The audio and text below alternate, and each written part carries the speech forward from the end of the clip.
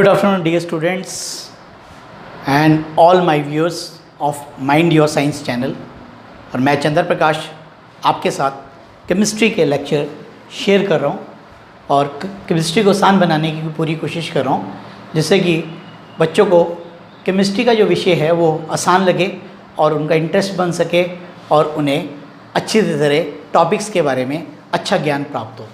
तो आज हम ये जो लेक्चर है, हमारा सेकंड लेक्चर चल रहा है आज मेरा, तो this is the for plus one class unit number 1 कल से स्टार्ट की है दोबारा, और आज हम उसकी कंटिन्यूटी पे पढ़ेंगे लॉ ऑफ केमिकल कॉम्बिनेशन। कोई भी केमिकल चीज़ें आपस में मिलती हैं, कॉम्बिनेशन होती है, रिएक्टेंट मिलेंगे, प्रोडक्ट बनेगा। अब उन्हीं के ऊपर हमने लॉस की बात करनी है। जैसे कल हमने बताया था कंपाउंड बनता है, तो डियर स्टूडेंट एलिमेंट्स और एलिमेंट्स को मिलाकर उसके फिक्स रेशियो में जब हम मिलाते हैं तो क्या तैयार हो जाता है? एक कंपाउंड तैयार हो जाता है। ऐसी मिक्सचर तैयार हो जाता है, किसी भी प्रोपोर्शन में मिला देते हैं, 2 या 2 से अधिक कंपाउंड भी हो सकता है, एलिमेंट्स भी हो सकता है, तो वो क्या बन जाती है? मिक्सचर। जैसे कि एलॉय मिक्सचर, कंपाउंड चीनी का घोल, it is also an mixture. तो ये हमारे मिक्सचर। तो सबसे पहला जो आज हमने 3 लॉ कवर्स करने हैं, टोटल 5 लॉज हैं, तो 5 लॉज तो एक साथ नहीं कवर होते हैं, तो 3 ही समझ आते हैं। अच्छे से बताऊंगा एक एक टॉपिक को। तो सबसे पहला आप देख रहे हैं law of conservation of mass. आप नोट करें अपनी कॉपी पे, law of conservation of mass. Dear student, conservation का मतलब क्या होता है? कंजर्वेशन का मतलब होता है कांस्टेंट, स्थिर। कांस्टेंट मास भी बोल देते हैं। अगला है लॉ ऑफ कांस्टेंट कंपोजिशन। क्या होता है कंपोजिशन? अब मैं बोलता हूं, बेटा आप देख रहे हैं मेरे पास ये हाथ में पेन है, मेरे पास नेचुरल सी बात है, पेन किस धातु से बना हुआ है? एल्युमिनियम, क्योंकि सिल्वरी कलर है इसका, एल्युमिनियम से बना हुआ। तो इसकी कंपोजिशन क्या हुई? एल्युमिनियम हुई। एल्युमिनियम में अगर कोई और अन्य धातु मिलाई तो उसकी कंपोजिशन में शामिल होगी। जैसे अगर हम बात करें CO2, तो CO2 के अंदर कंपोजिशन क्या है? कार्बन है और ये क्या है बच्चे? ऑक्सीजन। तो अब आपको समझ आ गया कार्बन डाइऑक्साइड की जो कंपोजिशन है वो क्या है? कार्बन जमा ऑक्सीजन। तो कोई डाउट तो नहीं हुई? पढ़ गया, लग गया समझ? अब है law of multiple proportion. Proportion का मतलब पहले भी बताया है, नहीं बताया कोई बात नहीं, आप नोट कर लो। रेशियो, अनुपात, हिंदी में अनुपात, इंग्लिश में रेशियो। मल्टीपल का मतलब होता है एक से अधिक। जैसे 2 1 जा 2, 2 2 जा 4, तो ये 2 के मल्टीपल्स लिखे जा रहे हैं। मल्टीप्लाई करने को, गुना करने को क्या बोलते हैं? मल्टीपल। ठीक हो गया? तो 2 के मल्टीप्लाई है 2 4 6 8 10, ऐसे ही ये मल्टीपल्स होते हैं। तो अब आपको आज का जो टॉपिक है, विषय है, समझ आ गया होगा। अब मैं आपके सामने ये पूरा का पूरा टॉपिक डिस्कस करूँगा। डेफिनेशंस हैं बेसिकली विद एग्जांपल्स। तो ये इम्पॉर्टेंट है, हर टॉपिक का न्यूमेरिकल है, और न्यूमेरिकल्स क्या होता है? मैथमेटिकल सेक्शन होता है। तो डियर स्टूडेंट्स, तो आज न्यूमेरिकल्स तो नहीं होंगे, लेकिन आज आपको थ्योरेटिकल पार्ट पढ़ाया जाएगा। तो थ्योरेटिकल पार्ट के साथ जिसका मैथमेटिकल फॉर्मूला है उसके द्वारा पुट करते हुए आपने इसके न्यूमेरिकल्स करने हैं। तो आज हम सबसे पहले क्या पढ़ेंगे बेटा? लॉ ऑफ कंजर्वेशन ऑफ मास। लिख लें आप अपनी कॉपी पे, तीनों टॉपिक आपने लिख दिए। अब मैं आपको इसके बारे में, इनकी डेफिनेशन और इनके बारे में समझाऊंगा। तो प्यारे बच्चों, सबसे पहला लॉ ऑफ कंजर्वेशन ऑफ मास।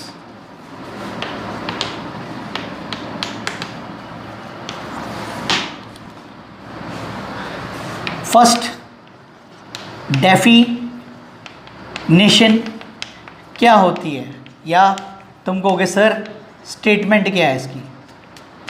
तो ये स्टेटमेंट या डेफिनेशन बताई जा रही है। क्लियर है? समझ आ रहा है सभी को? ठीक है। तो क्या कहता है? it states that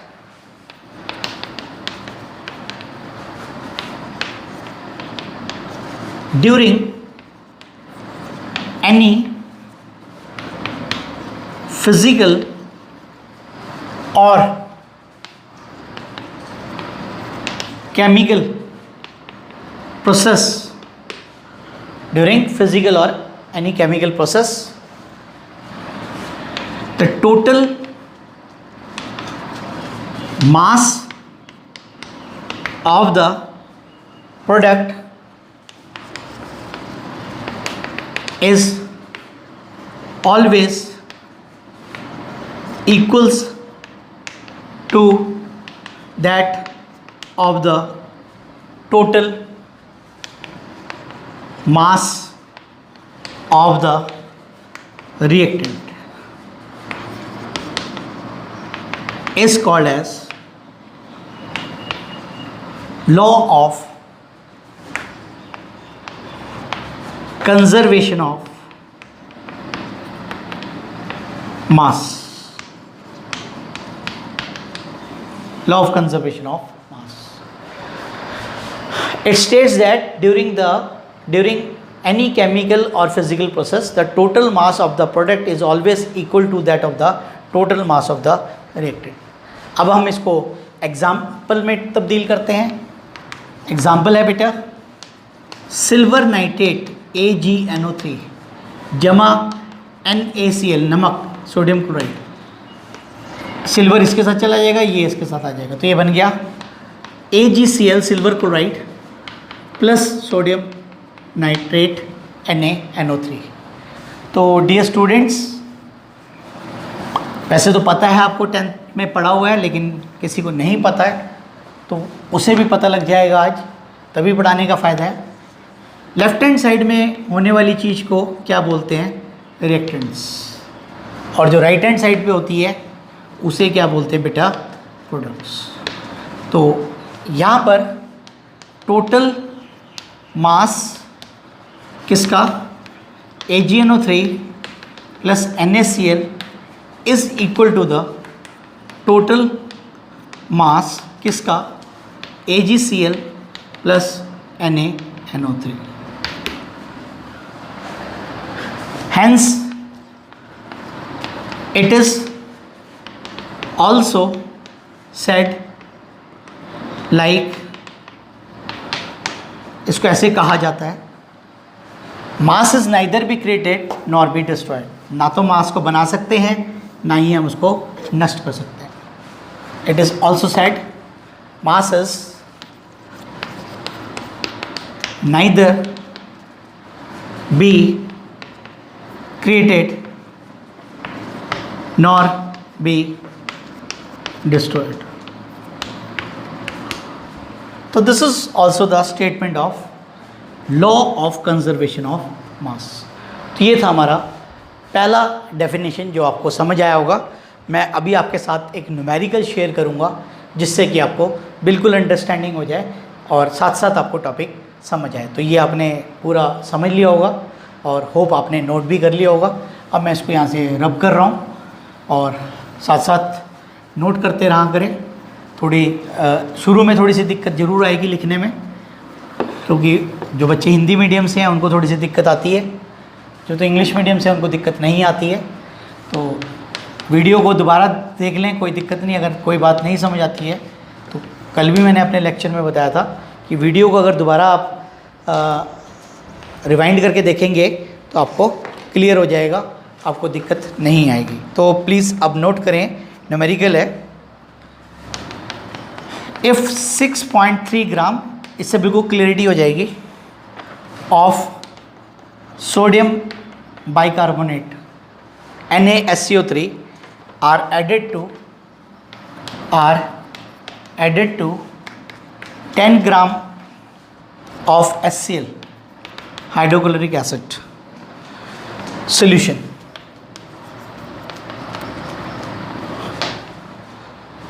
The residue form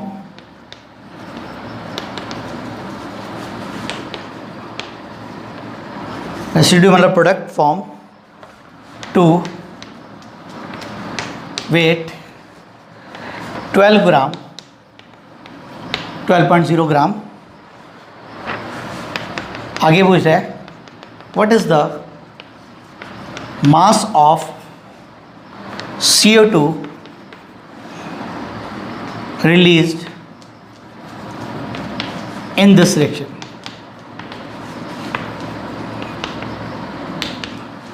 इसमें हाइड्रोक्लोरिक एसिड कितना निकलेगा, सॉरी CO2 गैस कितनी निकलेगी।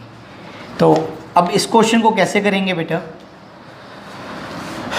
ये पहला रिएक्टेंट है, ये दूसरा रिएक्टेंट है, मिलकर बना रहे हैं रेसिड्यू और साथ में निकल रही है CO2।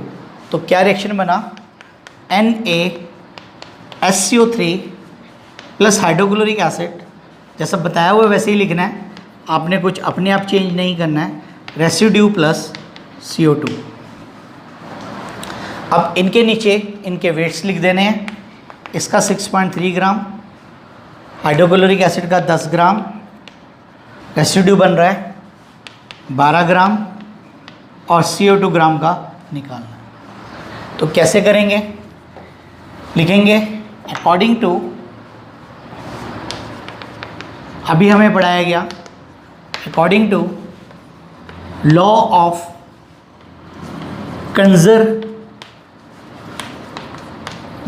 Of mass, law of conservation of mass, क्या total mass of reactant is equal to total mass of product, total mass of the product।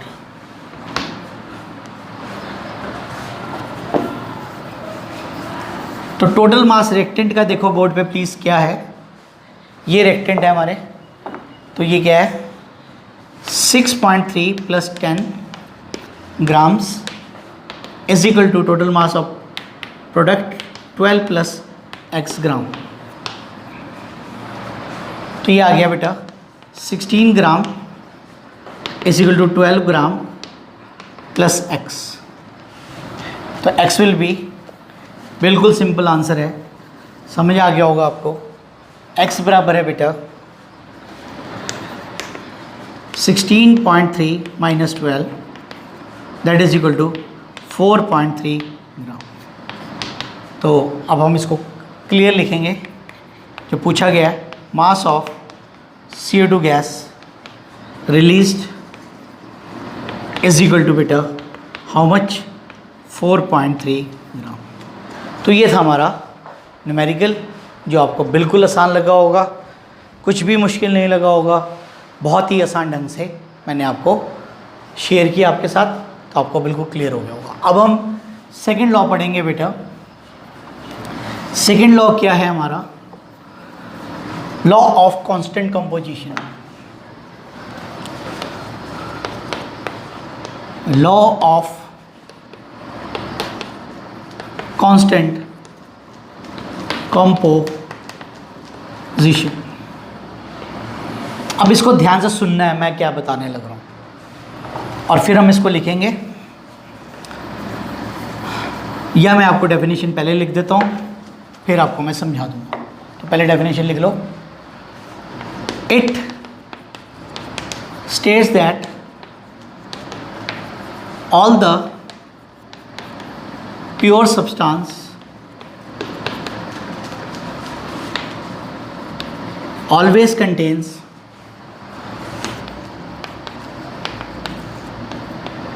same number of elements combines together in the fixed ratio by mass oblique weight is called as law of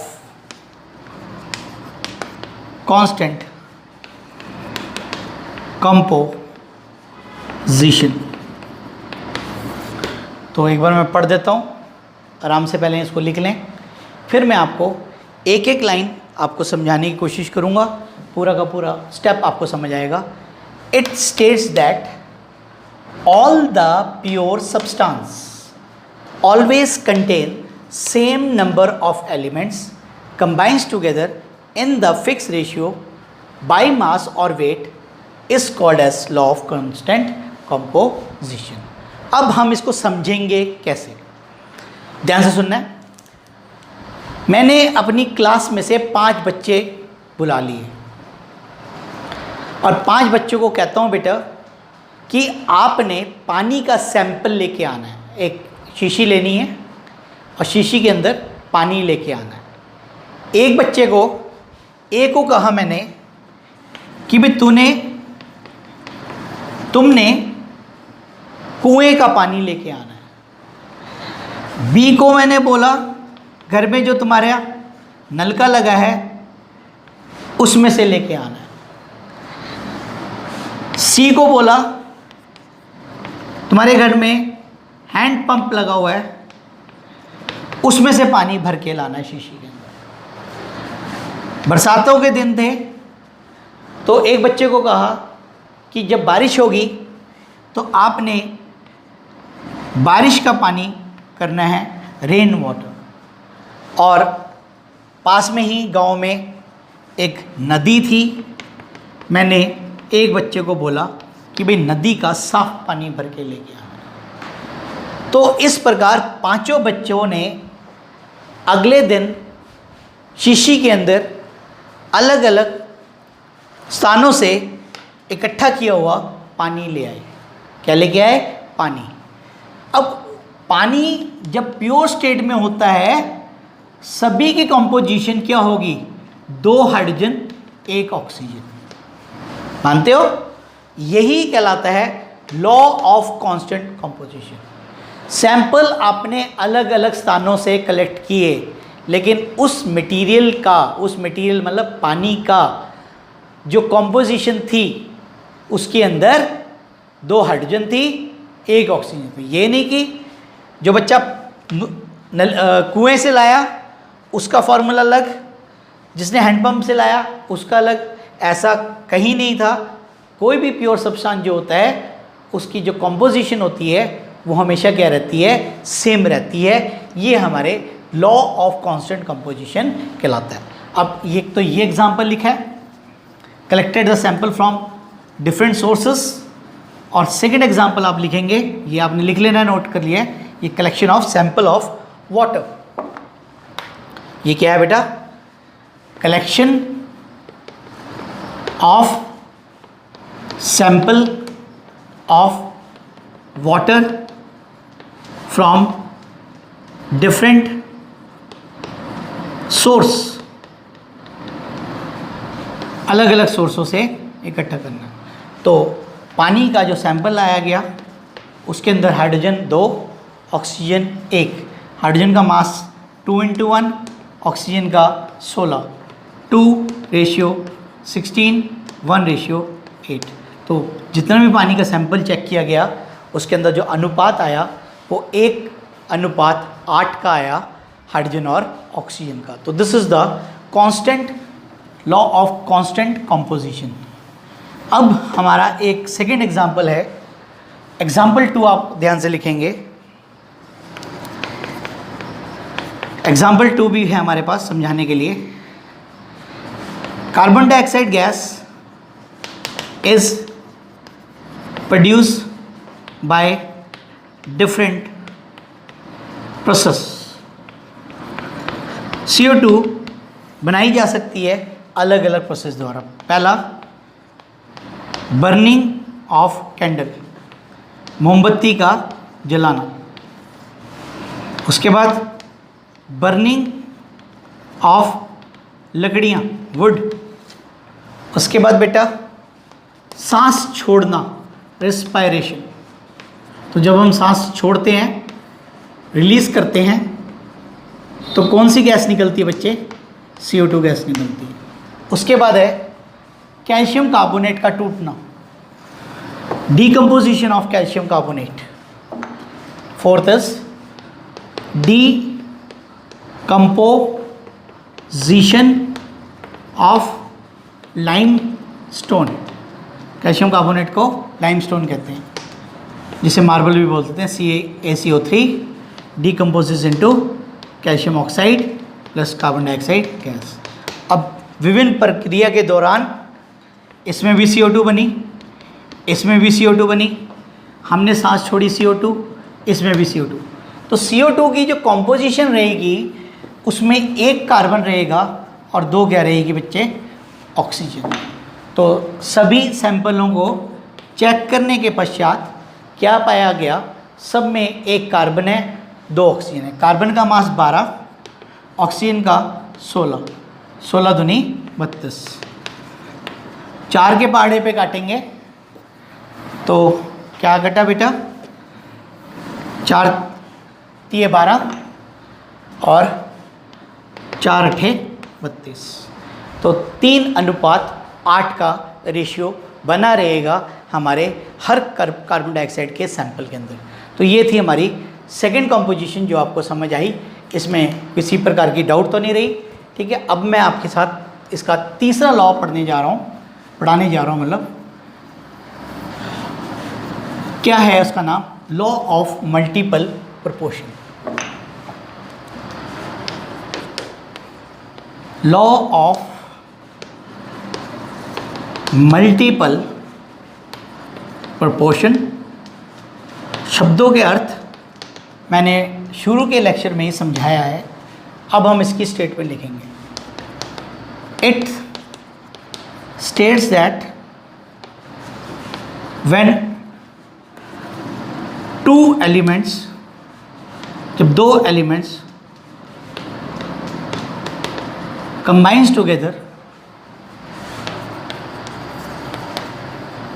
to form two और more than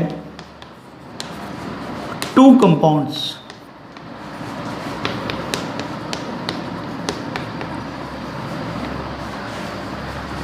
the ratio of one element combines with the fixed weight of another element bears the simple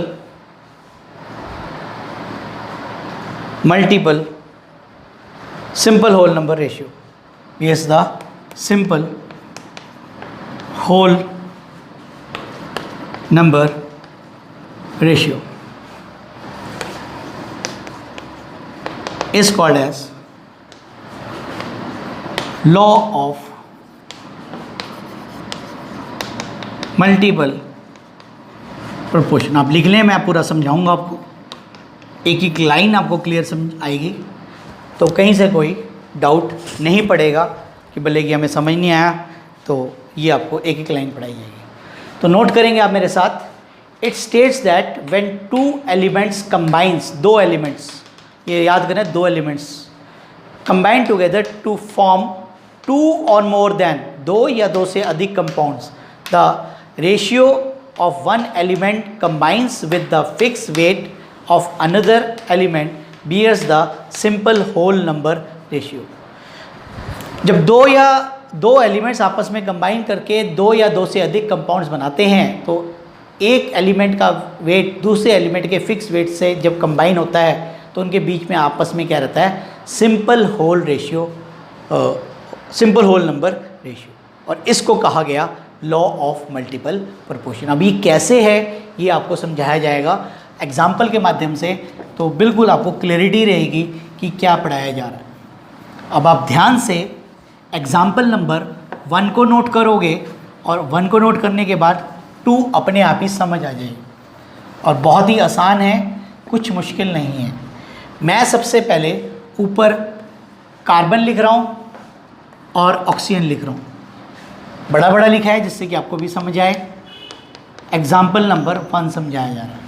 carbon और oxygen मिले तो इन्होंने बनाया CO, जिसे आप जानते ही हैं क्या बोलते हैं, कार्बन मोनोऑक्साइड। कार्बन और ऑक्सीजन मिले तो इन्होंने बनाया CO2, कार्बन डाइऑक्साइड।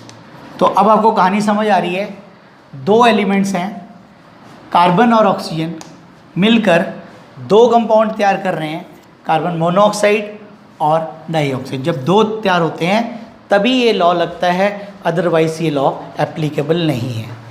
अब इनका मास, कार्बन का मास 12,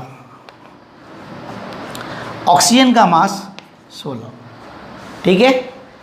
कार्बन का मास 12, ऑक्सीजन का मास 16 दूनी 32। समझ आ गया ना कैसे? ऑक्सीजन क्योंकि यहाँ पर कितनी है 2, इसका मास फिक्स है, दिख रहा है।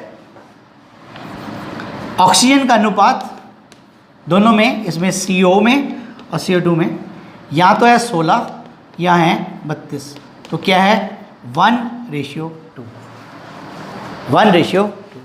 तो it is simple whole number ratio.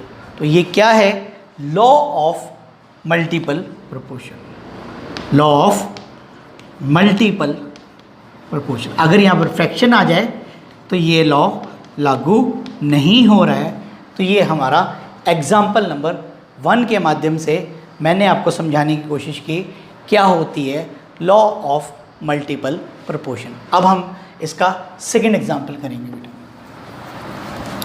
एक समझ आ जाता है तो दूसरा अपने आप ही समझ आ जाता है, बहुत ही आसान है। नोट कर लेना है आपने, नोट कर लिया आपने सभी ने। मैंने अब यहाँ से रब कर दिया इसको, और इसी तरीके से पूरे स्केप पे, पूरे फुल ब्लैक बोर्ड पे पढ़ाया जाएगा, जिससे आपको एग्जाम्पल की अंडरस्टैंडिंग अच्छी हो। Example number 2, first element is hydrogen, second element is oxygen. Hydrogen और ऑक्सीजन मिले, सभी बच्चों को पता है क्या बनता है, H2O, पानी। हाइड्रोजन और ऑक्सीजन मिले तो ये एक और केमिकल बनाता है H2O2। इसको बोलते हैं बेटा, जिनको नहीं पता लिख लेंगे, हाइड्रोजन पर ऑक्साइड, H2O2। अब दो एलिमेंट्स ने मिलकर दो कंपाउंड्स बनाए, तभी लगेगा law of multiple proportion. Hydrogen का मास 1 × 2 और यहाँ पर कितना, ऑक्सीजन का 16। यहाँ हाइड्रोजन 2 × 1 2, 16 × 2 32, सीधा कर दिया मैंने। हाइड्रोजन का वेट फिक्स है बेटा, ऑक्सीजन का यहाँ पर वाटर के लिए और ये H2O के लिए 16 32, 1:2। तो ये क्या है, लॉ ऑफ मल्टीपल प्रोपोर्शन। तो जिन बच्चों को कभी समझ ना भी आया होगा तो आज उनको ये वीडियो देखकर पूरे का पूरा कॉन्सेप्ट समझ आ गया होगा, लॉ ऑफ मल्टीपल प्रोपोर्शन किसे और कैसे कहते हैं। ठीक है, तो ये था आज का +1 का लेक्चर बेटा, जो आपके साथ मैंने शेयर किया। तो आप देख रहे हैं माइंड योर साइंस चैनल। जिन बच्चों ने अभी तक चैनल को सब्सक्राइब नहीं किया है वो चैनल को सब्सक्राइब करें, बेल आइकॉन दबा लें, जैसे कि लेटेस्ट वीडियो जैसी अपलोड होती है तो आपके पास मैसेज पहुंच जाएगा, तो आप देख सकेंगे उसको। और साथ में कमेंट बॉक्स में जाकर कमेंट ज़रूर करें, और लाइक, पसंद तो आया होगा लेक्चर, तो लाइक ज़रूर करें, जिससे कि जो मैं वीडियो इतनी मेहनत से आपसे के साथ शेयर कर रहा हूँ बनाकर, तो आप तक इसका लाभ पहुँच रहा है। तो कम से कम उसके बदले आप मुझे लाइक करके थैंक्स कर रहे हैं। तो ये था हमारा आज का लेक्चर, जो कि 3 लॉज मैंने आपके साथ कवर करे, और कल जो 2 लॉज बच गए हैं, लॉ ऑफ रेसिप्रोपोर्शन और गे-लुसाक लॉ ऑफ कंबाइनिंग वॉल्यूम, तो ये दोनों कल हम पढ़ेंगे। तो उसके तब तक के लिए आपसे अनुमति लेता हूँ। Thank you for watching my channel, that is mind your science.